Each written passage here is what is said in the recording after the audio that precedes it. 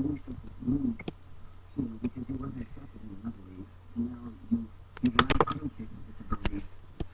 think it's recording. It's for my nigga Lil Lamb. Live on forever, bruh. You already know what it is. Yo. When I hit the city, you was one of the first niggas I called. I always talked about getting older, how we all gon' ball. I was new to the school when I met you inducted me and your crew. Niggas used to hate back then, but niggas was ready to ride for you. Real nigga, I respect that. Burners, you reject that. It's hard for me to accept that on the grounds where you get left at, man. I just wish I was home. If I could only tell the future, I would've caught me some chrome. Roll strap with my nigga and protected his throne. Catch the nigga that did it and then blasted his dome.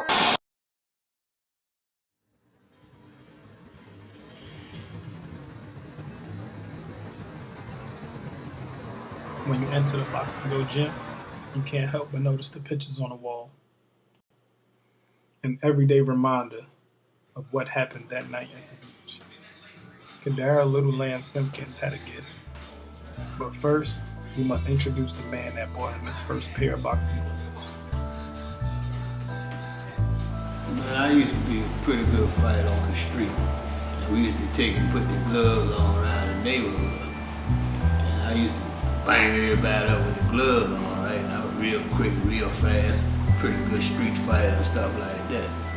I love sports, period. I used to be a track, I used to run track all in school and stuff. But me, I wanted to be on the streets. that's what took them all my athletes, want to hang on the streets. And the streets would do it. I had kids young, so my other sons, so I started getting them interested in it, right? So to motivate them and keep them rolling strong, I started boxing too. And I was better than I thought I would. So as the time went on, you know, all three of my sons were boxing. Cordaro won't hear that. So Cordaro, he came in like 21 years later. He had a good childhood. He had it good on both ends. It's because I spoiled him, his mama spoiled him, his granddaddy spoiled him, and his grandmama spoiled him.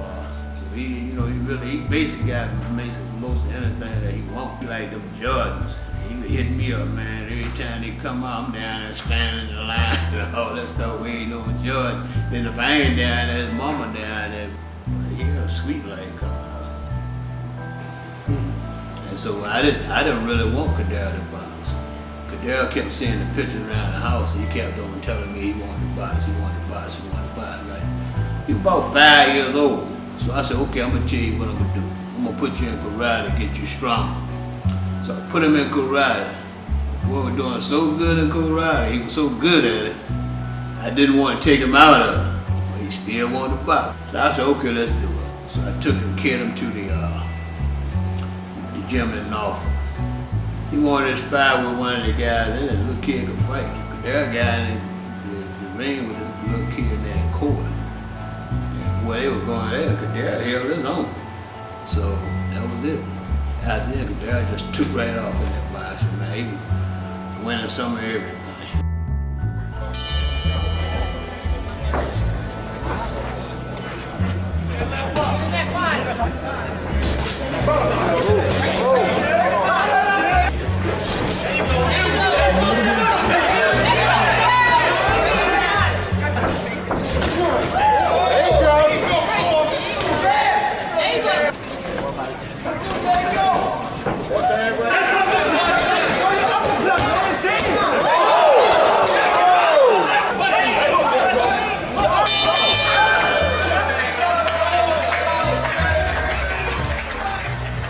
I knew Cordaro boxed before we even became friends, because my brother told me. You know what I mean? Because I was like, I don't like Cordaro. My brother was like, well, don't fight him. I was like, why? He's like, he boxes. You know, we like 13, 12. First time I met Cordaro was at Nene House, Alexandria. I mean, I thought he was cool, but he didn't really like me at first, but everything quick. First time I met Cordaro was in 6th grade. It was in our PE class. We didn't really agree on too many of the same things, so that we kind of butt heads. Me and Cordaro first met, we didn't even like each other. We were young though, always fighting, wrestling. And but ended up we were just, I don't know how I really clicked. We were so young. You know how you think back to your childhood, you don't really know how stuff happened, but it happened. And me and him were hanging out every day, like elementary school, middle school. It's hard to really explain, but that's just how it happened. I remember the first time we became cool was we were all at Nene's house. It was like going to high school, summer of high school. We used to just always hang out over there. But then we went to the store and he bought me some. I think it was candy or something. And then we were all just like kicking it. And then he pulled me in the kitchen. He was like, "Why didn't you like me?" And then pretty much we just squashed it there, and we've been friends ever since. Cordaro was the type of person, he wanted to know where your head was at before he actually started being friends with you. And I mean, the fact that he was a boxer, he was a fighter since a little kid, that did have something to do with his mentality, I guess. But at the same time, he liked to choose his friends wisely, apparently, because we've all still friends now till today, you know what I mean? That's just the type of person he was. If you ask a lot of people that question, they'll probably tell you, "Oh, I didn't like him at first," or "Man, I kind of got into it," but he was just the type of person that would just see where you were, just how you would react to that. From there, either you were cool with him or you weren't. You were cool. My first name was a boxer. It's probably, I would say like a month or two after I met him. What happened? Because he was going. He was poop, he was just going. I was like, so, and then I said like a month or two. Okay. Yeah, about a month, he popped back up. I was like, yeah. He was like, yeah, man, I box. And he basically told me and everything. Told me he's on his boxing thing and everything like that. I want to say, yeah, I went to Florida. Yeah, that was a Florida fight. He had a fight in Florida.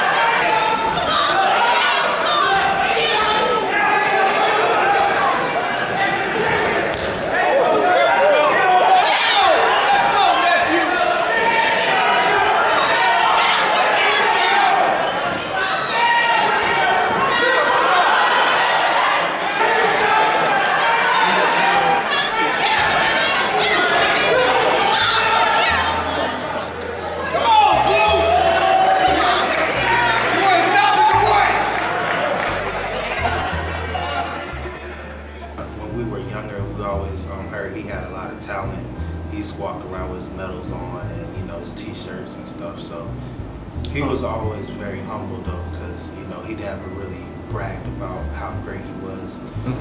There would be times that we'll be hanging out at Nene's house in Alexandria and his dad would pop up in the truck like, "Cordaro, let's go. We gotta go train." Or we'll hit him up some weekends and he'd be like, "Nah, I'm not messing with y'all this weekend. I gotta get ready for a fight." So he was definitely very dedicated. That presence was known at a young age. All his friends, he wanted to make time for us a lot, but then it's hard to do that when you got that career, that side. You know, boxing is a hard sport. You got to train 24/7. You know what I mean? If you wanted to be a champ in this game, you got to put that hard work in. See, like what Mayweather said, hard work and dedication. You telling the truth. Boxing ain't no joke. But then sometimes he would like see his dad drive by and he would just take off running, like jogging.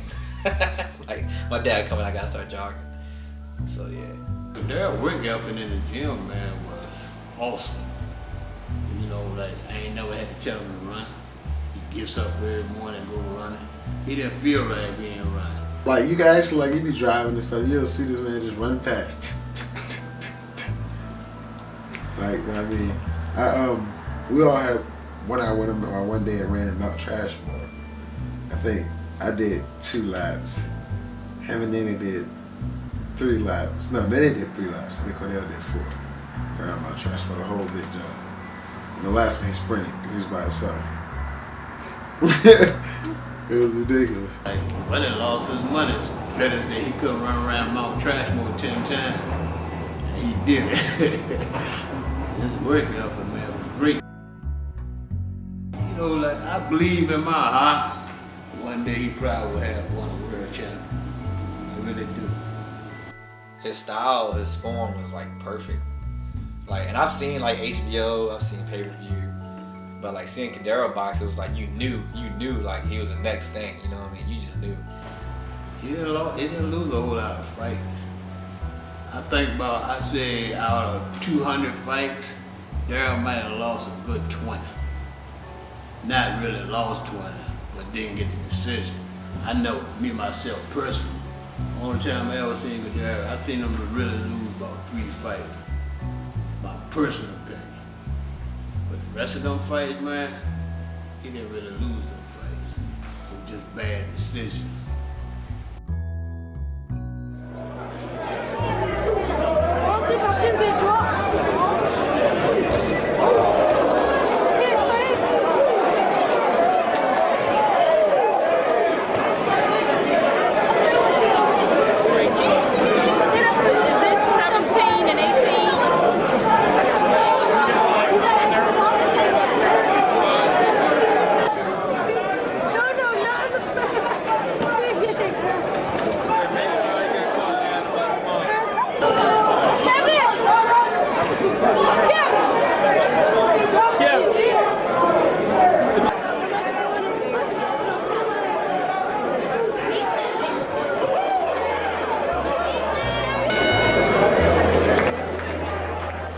Cordaro, he had a charm about him. I don't know.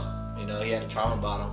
The girls always thought he looked good, and they got to know him. And you would think like Cordaro was an asshole, but when you see him alone with people, it's way different. It's way different. And with that nice smile and charm, Cordaro had no problem reeling in the ladies. But one night, at a friend's party, a girl named Melissa caught his attention. And he came up to me and was like talking to me. And I remember he told me his name and he was like, "You're probably not gonna remember." And then he came back later, like that night. He was like, "What's my name?" And I was like, "I don't know." Well, he waited 2 days to text me because that's what is, so he didn't look too like desperate or whatever. And then we hung out. And then we just started hanging out all the time after that. And then he like asked me out one day.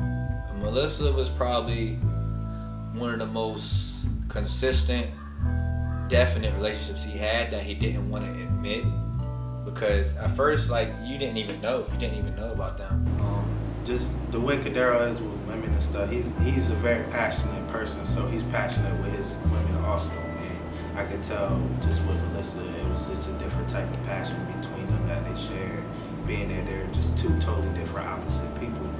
It wasn't what everybody would have thought that he would end up with Melissa Taylor. You know what I mean? That was his old lady and everything.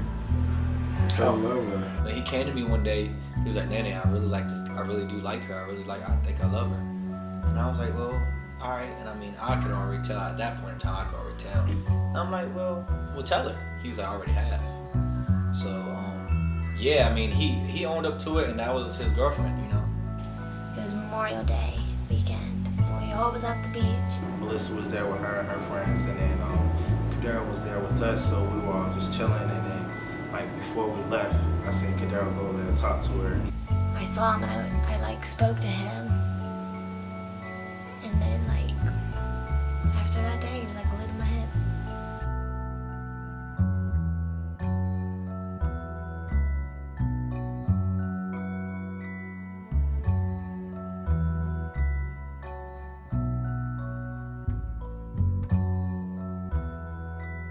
Turn around, look back, Cordaro's fighting 3 dudes.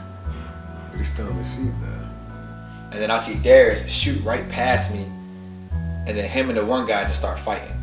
So then I run up to hit the guy that, you know, Darius was fighting, and then next thing I know, I have 3 people on me. I'm getting hit from everywhere. And I just remember I just got up and I just started swinging.